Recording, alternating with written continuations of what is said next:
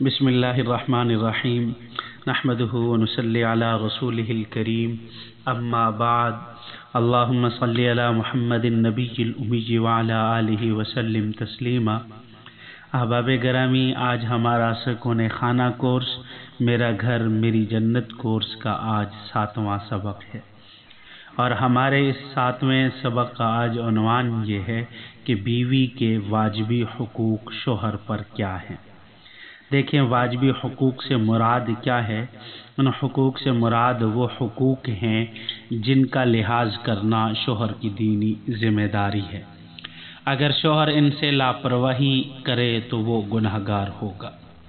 ان میں سب سے پہلا حق یہ ہے کہ جنسی تعلقات کی پردہ دری کرنا، یعنی جس طرح عورتیں اس حکم کی مخاطب ہیں، عورتوں کو جیسا کہ اس حکم میں خطاب کیا گیا ہے، اسی طرح مرد بھی اس بات کے پابند ہیں کہ وہ اپنی بیوی کے ساتھ ہونے والے عمل میں محتاط رہیں۔ دوست احباب میں اس بات پر تبصرے، تفصیلی مقالے، ایک دوسرے پر فخر و شان کا اظہار کرنا، یہ ان کے لیے بالکل درست نہیں ہے۔ حضرت ابو سعید خدری رضی اللہ تعالی عنہ سے روایت ہے کہ اللہ کے رسول صلی اللہ علیہ وسلم نے ارشاد فرمایا، جماع و مباشرت کے حوالے سے ایک دوسرے پر فخر وغیرہ کرنا یہ حرام ہے۔ اور اسی طریقے سے حضرت سلمان فارسی سے بھی ایک روایت ہے کہ جب حضرت سلمان فارسی نے قبیلہ کندہ کی ایک عورت سے نکاح کیا تو جب صبح ہوئی تو ان کے دوست احباب ان سے اس بارے میں پوچھنے لگے تو انہوں نے ٹال مٹول کیا، اور جب اصرار کیا تو انہوں نے فرمایا کہ رسول اللہ صلی اللہ علیہ وسلم نے فرمایا کہ میاں بیوی کے تعلقات کے بارے میں اگر کوئی بیان کرے تو وہ ایسے دو گدھوں کی طرح ہے جو سر عام کھڑے ہوئے ایک دوسرے سے جفتی کرے۔ اور دوسرا حق یہ ہے کہ بیوی کی ملکیت میں مداخلت نہ کرنا۔ کیا مطلب بیوی کی ملکیت میں مداخلت نہ کرنا؟ دیکھیں، جو سامان بیوی کا اپنا ذاتی ہے، مثلا بیوی کو مرد نے حق مہر دیا ہوا اب اس کا ذاتی ہے، وہ اس کو جہاں خرچ کرے، جہاں اپنے ثوابدید پر خرچ کرے، شوہر اس پر قبضہ نہ کرے، اس پر اس کو زبردستی نہ کرے۔ اور اسی طریقے سے اگر کوئی مال و دولت شوہر کو والدین کی طرف سے ملا ہے، یا عورت کو والدین سے مال و دولت ملا ہے، کسی بھائی نے دیا ہے یا کسی نے ان کو ہبہ اور ہدیہ کیا ہے، تو وہ بیوی کی اپنی ملکیت ہے۔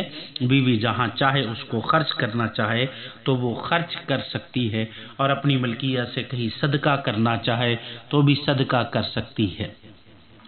دیکھیں، حضرت تھانوی نور اللہ مرقدہ حقوق زوجین کے اندر ایک بات لکھتے ہیں، فرماتے ہیں کہ دیکھیں، آج کل ہم لوگوں کی معاشرت اس قدر گندی ہو گئی ہے کہ کسی کے حق کی کوئی پرواہ نہیں ہے، اور جہالت کی حد تو یہ ہو گئی ہے کہ ہمیں یہ بھی یاد نہیں رہا کہ صفائی کے معاملات کیا ہیں، ایک دوسرے کے حقوق کیا ہیں، ہم کچھ بھی نہیں دیکھتے۔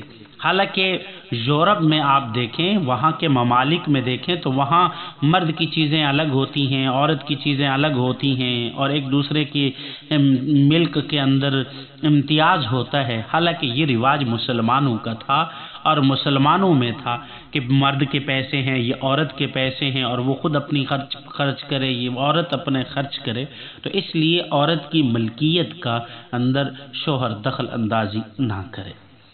اور تیسرا حق یہ ہے کہ بیوی کو اپنے رشتہ داروں سے ملاقات کا حق دینا۔ بیوی کو اپنے رشتہ داروں پر ملاقات کا کیا دینا؟ حق دینا۔ دیکھیں، اس میں ایک حدیث آتی ہے، حضرت اسماء بنت ابی بکر کی حدیث ہے کہ حضرت اسماء بنت ابی بکر رضی اللہ تعالی عنہ حضرت زبیر رضی اللہ تعالی عنہ کے نکاح میں تھی۔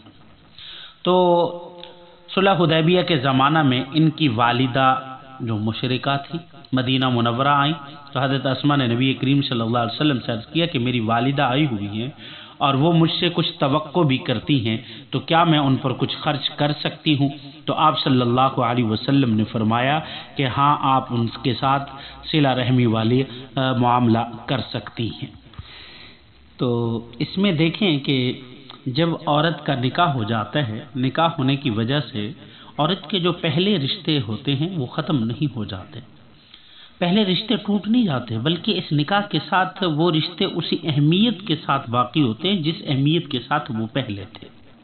یہ ازدواجی رشتہ تو ٹوٹ سکتا ہے اور توڑا جا سکتا ہے، لیکن والدین اور اولاد کا رشتہ اور محارم کا رشتہ یہ کیسے ٹوٹ سکتا ہے؟ یہ تو نہیں توڑا جا سکتا۔ اس لیے شوہر اپنی بیوی کو اپنے والدین یا محارم رشتہ دار سے ملاقات کرنے سے روکنا یہ قطع رحمی ہے، اور قطع رحمی کرنا حرام ہے۔ تو عورت کو اپنے والدین سے ملنے دیں، اور والدین کو اپنی بیٹی سے ملاقات کرنے کا حق حاصل ہے۔ تو اس وجہ سے فقہاء نے لکھا ہے کہ ہفتے میں 1 مرتبہ والدین اس کے یہاں آ سکتے ہیں اور ان کے ساتھ ملاقات کر سکتے ہیں، اور باقی رشتہ دار جو ہیں سال میں 1 مرتبہ ان کے متعلق لکھا ہے، اور اگر اس کے علاوہ بھی راضی ہوں تو کوئی حرج نہیں ہے۔ دیکھیں آگے بیوی کا چوتھا حق کیا ہے کہ جو شوہر پر ہے، کہ وہ یہ ہے کہ شوہر بیوی اور اس کے رشتہ داروں کو تکلیف نہ دے، ایذا نہ دے، ان کو تنگ نہ کرے، اور بات بات پہ ان کو تانا زنی دے، اور ان کے خاندان کی وجہ سے بیوی کو ایذا دے، تکلیف دے، یہ اس کے لیے بالکل درست نہیں ہے۔ جیسا کہ ساس بہو کے اندر عام طور پر یہ چیزیں چلتی ہیں، نند کے اندر چلتی ہیں، تو اس لیے چاہیے شوہر کو کم از کم چاہیے کہ وہ بیوی کو اس قسم کی تکلیف نہ دے، اور نہ ہی بیوی کے رشتہ دار یعنی والدین کو اس قسم کی تکلیف دے۔ 5واں حق یہ ہے کہ دینی تعلیم و تربیت کرنا۔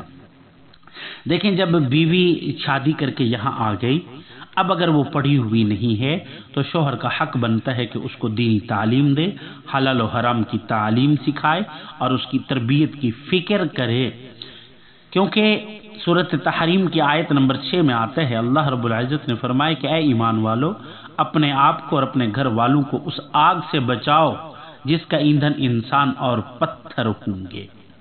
تو حضرت علی رضی اللہ تعالی عنہ اس آیت کی تفسیر میں فرماتے ہیں کہ ان کو تعلیم دے، عورتوں کو تعلیم دے اور ان کو ادب سکھائے۔ اور اسی طریقے سے حضرت جابر سے روایت ہے کہ اللہ کے رسول صلی اللہ علیہ وسلم نے فرمایا، اللہ تعالیٰ اس آدمی پر رحم کرے جو اپنے گھر والوں کی تعلیم و تربیت کے لیے اپنے گھر میں کوڑا لٹکائے رکھتا ہے۔ تو اس لیے ان کی تربیت کرے اور ان کو بتائے، ان کو ہدایات دے۔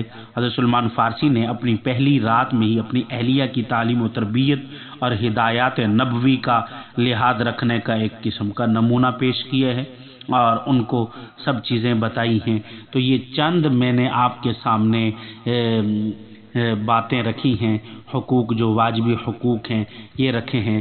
اللہ رب العزت ہمیں ایک ایک حق پر عمل کرنے کی توفیق عطا فرمائے، ایک دوسرے کا خیال رکھنے کی توفیق عطا فرمائے۔ وآخر دعوانا الحمد للہ رب العالمین۔